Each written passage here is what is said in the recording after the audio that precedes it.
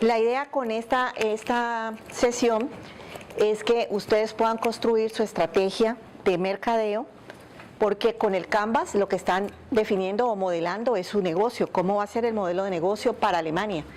Pero aquí lo que vamos a tratar de hacer es identificar las variables más importantes del mercadeo a nivel internacional para que ustedes puedan construir pues más claramente su estrategia. Seguramente muchos de ustedes en sus universidades han pasado por materias de mercadeo, los tecnológicos no sé qué tanto. Bueno, entonces esto va a ser de provecho. Los que ya lo vieron en sus carreras administrativas o de otro tipo, pues pueden profundizar un poco, porque tampoco es igual la estrategia que yo hago desde mercadeo para el mercado nacional doméstico que para el mercado internacional. ¿Por qué las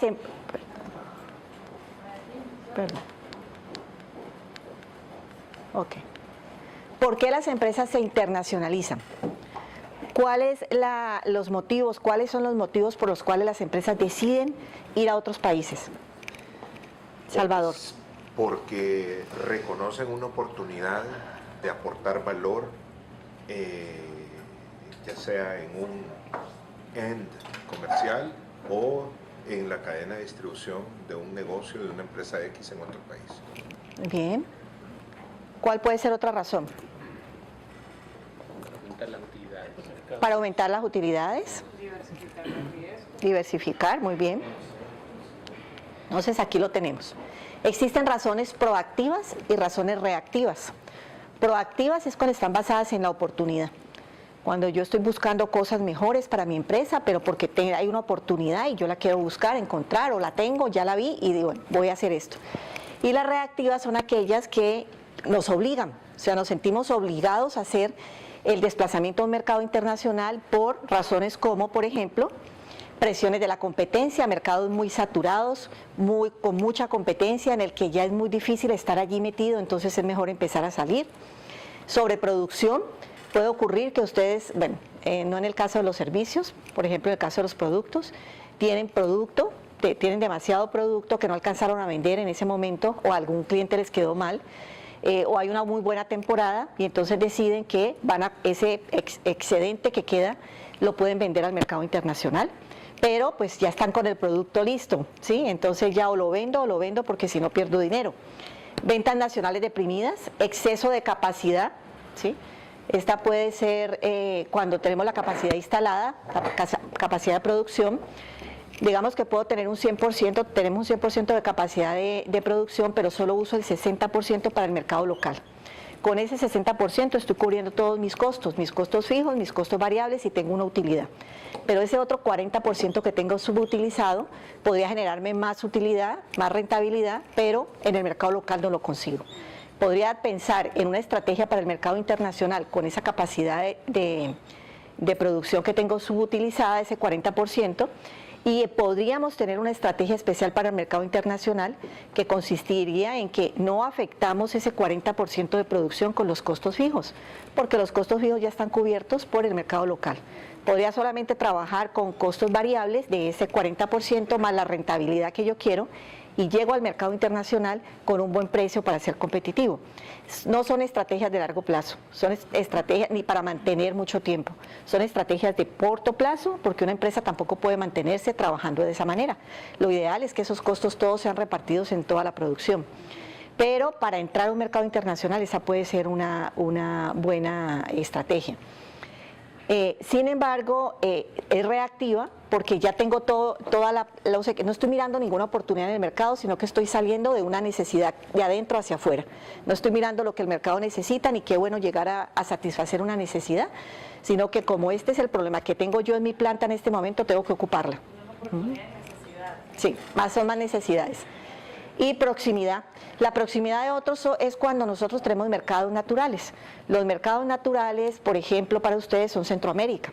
Son los mercados más cercanos, la proximidad geográfica más cercana y la cultura es muy parecida, entonces las barreras culturales son muy pequeñas. Para Colombia, por ejemplo, son Ecuador y Venezuela. Entonces, siempre se recomienda a los empresarios que cuando empiecen su internacionalización, traten de entrar a esos mercados que son mucho más cercanos culturalmente y próximos geográficamente, porque eso les deja aprender. ¿sí? Aprender en culturas muy parecidas para luego ya fortalecerse y llegar a otros mercados que son más difíciles. ¿Okay? Muy bien. ¿Para qué el marketing?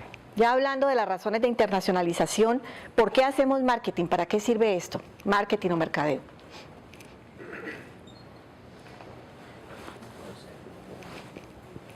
¿Perdón? Darnos a conocer. Darnos a conocer. Para presentar nuestro producto de una manera atractiva. Presentar efectivamente nuestro producto en el mercado. Suplir necesidades del consumidor. Muy importante, suplir necesidades del consumidor. Muy bien. Entonces, ¿me permite satisfacer las necesidades y deseos de los clientes actuales? Porque el marketing también incluye investigación. Entonces, entiendo las necesidades del consumidor y trabajo para ellos. Me anticipo a otras necesidades con mejores soluciones. Supero la competencia, genero utilidades. ¿Sí? Entonces, todo eso permite el marketing en las organizaciones. Pero para nosotros poder llegar a mercados externos o mercados también, pues mercados locales o mercados internacionales, se requiere una investigación de mercados. ¿Alguien ha hecho investigación de mercados? ¿Sí? ¿Para algún producto? ¿En Centroamérica o acá? No fue local. ¿Sí? Fue local, pero no es tan constante. Pero ¿Y qué actividades hacen? Más que todo encuestas. Basamos en encuestas. Para conocer las necesidades del mercado, el comportamiento. ¿En qué momento fue específicamente para conocer una necesidad? Muy bien. Es muy importante. Uno podría incluso al interior de la empresa tener un esquema de investigación de mercados y hacerlo, porque si contratamos una empresa externa, que sería muy bueno, son muy costosas. Pueden ser costosas, aunque eso no es un costo, eso es una inversión para la empresa. Pero a veces no tenemos los recursos y podríamos pensar en tener un esquema de investigación que nos permita conocer el consumidor. Deberíamos ser muy activos en esto y disciplinados, es decir, que sea una constante parte de la filosofía de la compañía, porque es lo único que me permite conocer las necesidades que tiene el consumidor. Nosotros hablamos entonces ahora de investigación de mercados, lo cual me permite obtener información planeada y organizada para tomar decisiones. ¿Para qué? Para satisfacer necesidades de los consumidores, por tanto, poder comercializar mis productos y mis servicios para hacerlo. ¿Cómo podría o qué requeriríamos para hacer una investigación de mercados internacional? Lo primero que nosotros necesitamos cuando vamos a ir a un mercado internacional, cuando tenemos ese sueño o esa idea o ese deseo de llegar a un mercado internacional, lo primero que deberíamos hacer es vernos a nosotros mismos. ¿Cómo está nuestra empresa? La internacionalización requiere cierto grado de madurez. Ahora, hay empresas que se crean únicamente globales, que son las Born Global, que son empresas nacidas globales. Son empresas que se crean solo para atender el mercado internacional, sencillamente porque se encontró una oportunidad muy grande internacionalmente y entonces voy a crear esta empresa para venderle al mercado internacional. No me interesa vender en el mercado local. Eso existe, son pocas, pero existen. Pero las empresas, cuando empiezan con los mercados domésticos, requieren una madurez para poder llegar al mercado internacional. Requieren capacidad, porque las empresas internacionales o el mercado internacional requiere capacidad, requiere cantidad de producto. Los pequeños y medianos empresarios no tenemos la capacidad de abastecer mercados internacionales solos, a no ser que como estrategia, que es muy recomendada para las pymes, es llegar a nichos. Nichos de mercado son segmentos de mercado. ¿Recuerdan cuando uno hablaba de la recta, cuando aprendió a sumar y a restar con segmentos? Oh, ¿sí? Aquí aprenden a sumar así. Que los cuadritos en una recta numérica, separan los cuadritos y uno cuenta 1, 2, 3 y separa como los abacos. ¿Saben qué es un abaco? Eso es. Los segmentos en un mercado son así. El mercado es grande, pero hay segmentos, hay pedacitos divididos, separados. Clientes, consumidores que tienen características similares. Eso se llaman segmentos de mercado. Entonces yo parto el mercado en segmentos. ¿Cuáles son los clientes que me interesan? Hay formas de clasificarlos de acuerdo a variables demográficas, psicográficas, comportamentales. Entonces yo digo, todos aquellos que tienen entre 20 y 40 años me interesan, todos los que van a una universidad, o todos los ejecutivos, o todos los viajeros, dependiendo o los estratos socioeconómicos. Aquí se llama así también, estratos socioeconómicos. Entonces, para mirar cuál es el poder adquisitivo de la gente. Así separo por segmentos, pero también en un segmento hay subsegmentos. Y esos subsegmentos se llaman nichos de mercado. Y son segmentos muy específicos, muy pequeñitos en el mercado internacional, que pueden ser muy buenos clientes para las pequeñas y medianas empresas. ¿Por qué? Porque son esos segmentos que están dispuestos a pagar por el producto nuestro, que puede ser más costoso, y segmentos que están dispuestos que desean el producto y que no requieren grandes capacidades. Por ejemplo, productos como los de ustedes, productos como las artesanías. Hay un segmento europeo o productos orgánicos.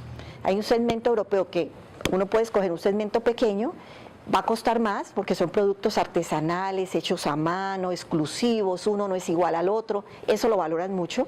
Los cafés de origen, por ejemplo, le encanta el mercado internacional y cafés de origen sale una producción muy pequeñita, pero son productos que los venden carísimos en los mercados internacionales. Entonces, importante para la pyme, uno, o encontrar su nicho de mercado específico donde él puede llegar y vender directamente él sin mayor problema, o asociarse. Porque cuando los pequeños y medianos empresarios se asocian, pues tienen una capacidad de producción mayor, tienen un músculo financiero mayor para poder llegar a un mercado internacional y responder a un mercado internacional. Por lo pronto, deberíamos revisar cómo está la operación interna de mi empresa. ¿La tengo controlada?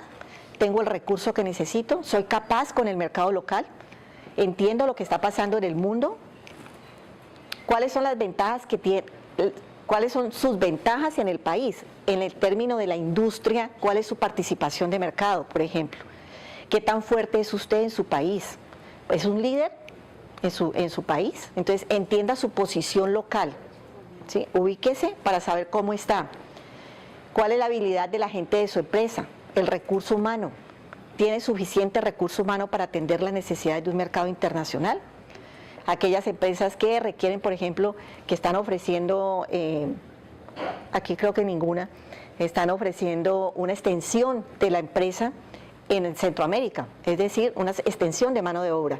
La empresa alemana no tiene suficiente recurso humano para responder a las necesidades de ese gran mercado europeo, entonces necesita contratar, hacer outsourcing o tercerización de algún servicio con otro país para que la mano de obra pues le solucione el problema, y requerimos entonces aquí gente muy buena, muy bien preparada, bilingüe seguramente, para poder entender ese mercado o ese cliente alemán. Algunos están proponiendo ser, por ejemplo, como el IT Center, ¿sí? Como el call center, pero este es de tecnología, donde yo le soluciono a las empresas a los clientes de los alemanes en el mundo. Si tienen clientes en muchas partes, entonces a través de nosotros les vamos a solucionar todas las necesidades de soporte, de mantenimiento. Necesitamos gente muy preparada, tenemos esa capacidad, si esa es la idea que tenemos, entonces a eso se refiere y es lo que queremos analizar aquí. ¿Cuál es la liquidez de la empresa? Nosotros necesitamos recursos para invertir. El mercado internacional requiere de recursos económicos. Necesitamos saber cuáles son los recursos que yo tengo disponibles para invertir en ese mercado internacional, porque tenemos que hacer viajes de exploración, tenemos que visitar clientes, tenemos que adaptar o desarrollar nuevos productos, contratar de pronto a algunas personas más especializadas, todo eso requiere dinero. Entonces también debemos definir qué necesitamos hacer para tener esos recursos, cuál es el conocimiento clave, dónde está su diferencia. ¿Dónde está la diferencia que cada uno tiene para poder ofrecerla? ¿Sí? Entonces, estas industrias de ustedes son basadas en conocimiento, más que en cualquier otra cosa. Y el conocimiento es propio, es un recurso idiosincrásico, es nuestro. Entonces, y podemos tener mejor recurso que cualquier otra persona en el mundo. Entonces, no quiere decir que porque estemos en un país menos desarrollado que Alemania, entonces ellos van a saber más que nosotros.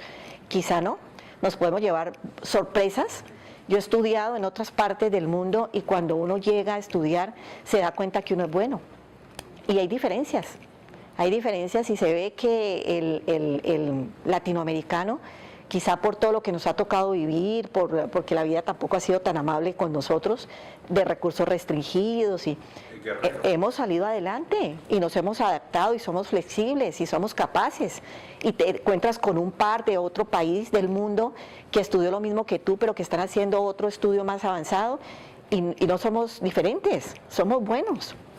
Entonces, asimismo estoy segura que son los empresarios y los conocimientos que tienen ustedes. Entonces, hay que revisar esa parte del know-how porque eso nos puede permitir entender cuáles son las necesidades del mercado allá y poder decir, voy a entrar en la cadena de valor.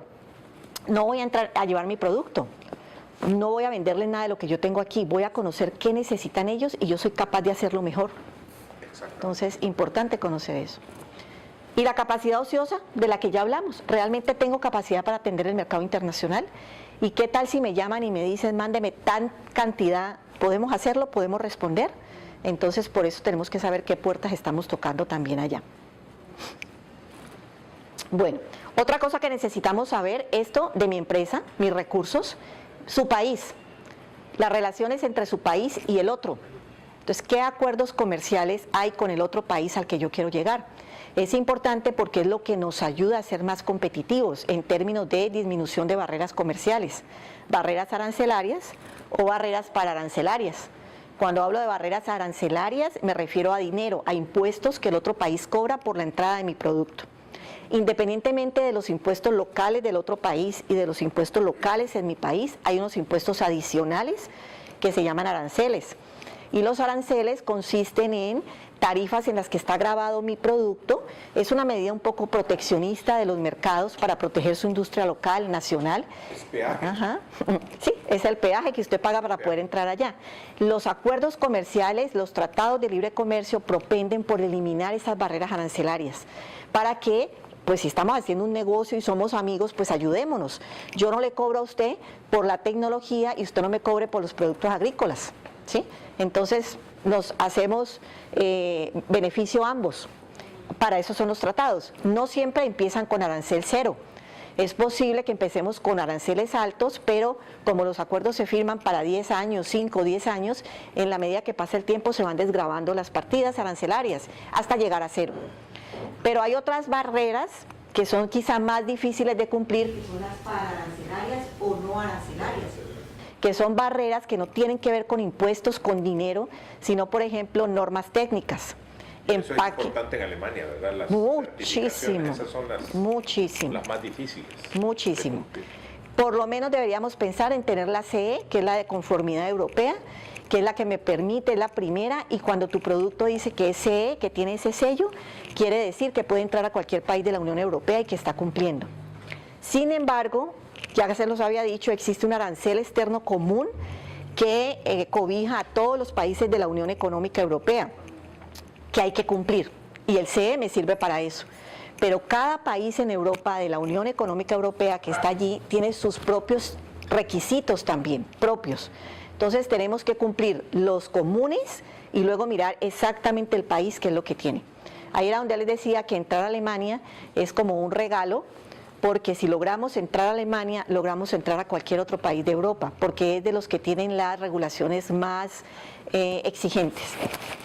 También se refiere a, por ejemplo, medidas fitosanitarias, ¿sí?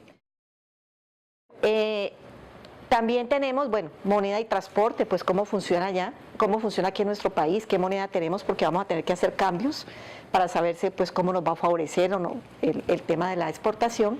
Y en el otro país al que vamos a llegar, pues hay que mirar todo el tema político, cuál es la estabilidad, si pues tiene un buen clima para nosotros poder entrar allá, cuáles son los riesgos que va a tener nuestra empresa, pues yo creo que ninguno quiere exportar a Venezuela, ¿cierto? Será uno de los mercados más importantes para los colombianos y cuando se generó todo el problema de un momento a otro cerró divisas, montó el Cadivi, no llegó dinero a Colombia y muchas empresas se quebraron y les quedaron debiendo. Entonces era un mercado para las pymes, dependíamos muchísimo, fue un grave error que Colombia no se había dado cuenta de la dependencia tan alta que teníamos de Venezuela. Entonces después porque Venezuela nos compraba absolutamente todo, nosotros para ellos éramos los colosos los colosos, y además porque dejaron de producir todo lo que era alimentos, el campo, todo eso lo dejaron de producir, ahora se volvió un país netamente importador y en Colombia encontraban absolutamente todo lo que necesitaban y les gustaba además, por los parecidos pues culturales. Y cuando se desató todo el problema, muchas empresas colombianas quedaron quebradas por la deuda tan grande que tenían las empresas venezolanas. Otra cosa, empresas despropiadas, empresas ¿cómo se llama la otra figura? Sí, nacionalizadas, o sea que quieren ellos nacionalizar la empresa y te la arrebatan y te pagan los activos por lo que ellos quieren, te las despropian, te las quitan y no te pagan nada. O sea, sí, hay otras figuras. Entonces todo eso pues hace que eso es un sistema económico, social, político de un país que tenemos que saber cómo funciona para saber si nos interesa ir o no nos interesa ir. Crecimiento de la economía, si está estancado, si está creciendo, cómo es su entorno empresarial, muchas de estas cosas las hemos estado viendo acá. Industria a la que se desea entrar, hay que investigar cómo funciona allá. La sensibilidad a productos extranjeros, hay productos internacionalmente sensibles, por ejemplo, todo aquello que tiene que ver con uso humano. Entonces, la alimentación, todo lo de piel, lo de untarse, las medicinas, todo esto que tiene que ver con la salud humana, que hay un mayor riesgo, son productos sensibles. Productos sensibles pueden ser también todos los productos que afectan el medio ambiente, que de alguna manera pueden afectar el medio ambiente, son productos sensibles. Un producto, puede que el producto no sea sensible, pero el país sea sensible a los productos extranjeros. En el tema de que de pronto son muy nacionalistas, muy racistas y no quieren productos extranjeros, quieren solo sus productos o tienen sus países a los que les compran porque consideran que solo ese país puede tener un producto mejor que el de ellos. Todo este tipo de cosas hace que esos productos tengan restricciones en los mercados internacionales y que sean sensibles. Entonces, si uno hace parte de ese grupo de productos sensibles, pues tiene que tener mucho cuidado. El software, los juegos, todo esto que tiene que ver con tecnología, tiene su sensibilidad porque también es usado por personas, porque llega a niños, porque llega a adolescentes y hay países que son muy cuidadosos de todas estas situaciones. China, por ejemplo, tiene vedado a Google, ¿sí? Porque ya casi que lo sacó. No estoy segura, pero leí una noticia hace poco que ya va a salir del todo. ¿Por qué? Porque, bueno, hay razones políticas, porque ellos no quieren que la gente sea permeada por la cultura, como ellos llaman el imperialismo, porque ellos tienen una economía que por un lado es socialista, comunista, y por otro lado es de libre mercado, porque para las empresas funcionan como libre mercado, pero la gente tiene un régimen comunista. Ellos no quieren que llegue todo el imperialismo a las personas y les cambie su manera de pensar. Entonces, lo primero que hacían era obstaculizar la entrada de la empresa diciéndole: todos los contenidos que usted ponga allí para China los revisamos y los aprobamos nosotros. Si no los deja aprobar, no salen. Y les dicen: usted quita esto y solo deja esto. Hasta que Google ya está cansado de esa situación y parece que ya la amenaza es que se va de ahí. Además, China tiene su propia red también, ¿sí? Entonces, esos son temas sensibles desde el punto de vista económico-político. Muy bien, cultura y ética en los negocios. Hay países que tienen fama de no paga. Entonces, en el mercado internacional hay países que tienen esa fama de que no pagan, entonces da miedo ir allá, ¿sí? Muy bien. Regulaciones monetarias y controles nacionales, impuestos que se aplican a las importaciones, normas técnicas que tengan, normas de etiquetado y empaque en las que a veces son muy exigentes.